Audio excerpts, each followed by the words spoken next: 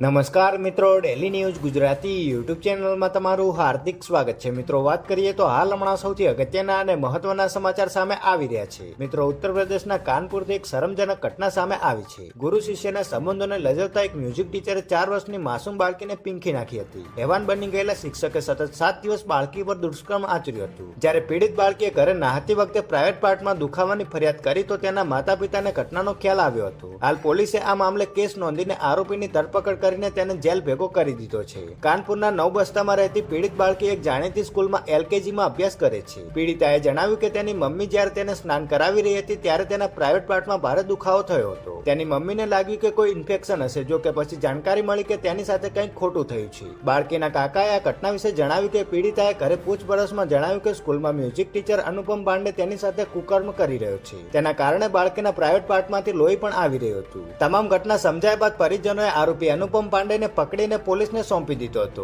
Police હવે આ આરોપીને કડકમાં કડક સજા અપાવવાનો પ્રયાસ કરશે.